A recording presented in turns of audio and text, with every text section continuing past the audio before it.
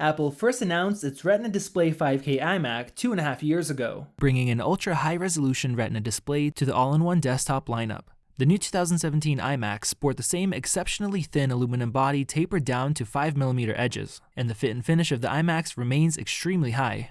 Externally, 2017's latest 5K iMac is essentially unchanged, apart from its two Thunderbolt 2 ports shifting to the next-gen Thunderbolt 3 with USB-C connector. It features the same good enough 720p webcam, great speakers, and stand that allows tilt but not height adjustment. One minor change is the dual microphones at the top and back of the iMac being removed for a single mic that we couldn't find but is said to be somewhere at the bottom of the machine. The 2017 iMac follows the port migration of the latest MacBook Pros, capable of driving multiple high-resolution external displays and accessing external storage up to a blazing 40 gigabits per second.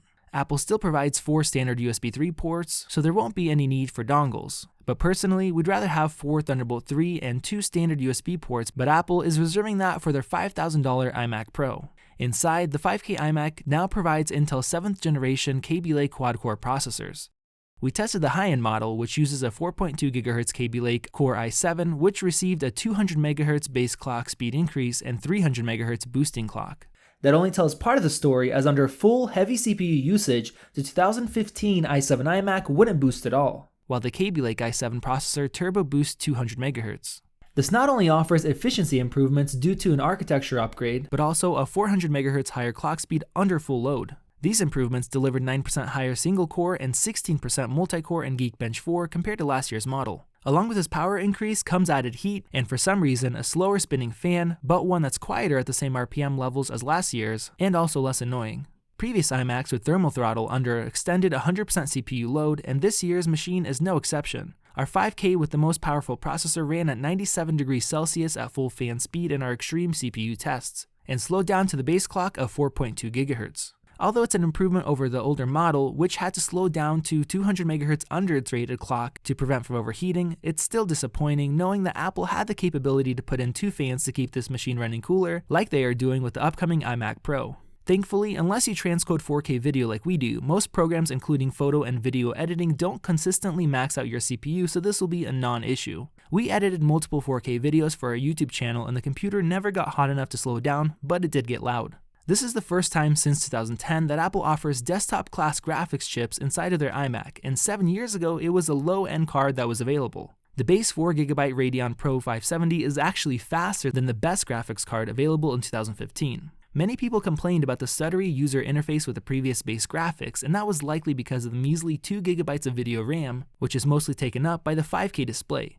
Anyone that was serious about creative work had to spend extra to get that 4GB graphics card, where they no longer do. Of course, we do recommend upgrading to the best graphics for those tasks, but it's no longer a requirement.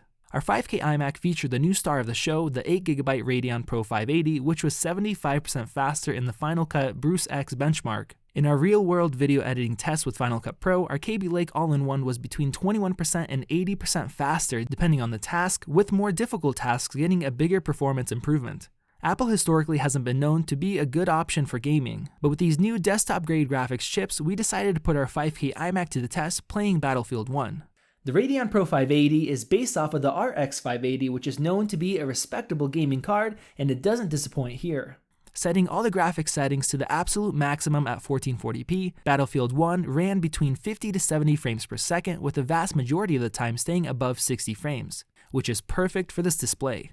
This great performance along with the quality of the image really surprised us, and even though the fans did kick up to a high setting after about an hour, there was still enough cooling headroom, so extended gameplay shouldn't present any issues. As previously, a desktop gaming PC is still a better value than an iMac, but for many like myself, this is really the first time that we can say you can happily game on an iMac and have a high quality and smooth experience. With these performance improvements comes a cost cut as well. A best configuration would have previously cost $33.99 but is now priced $100 less, despite the 2017 model providing faster CPU, graphics, RAM, and double the entry-level SSD capacity.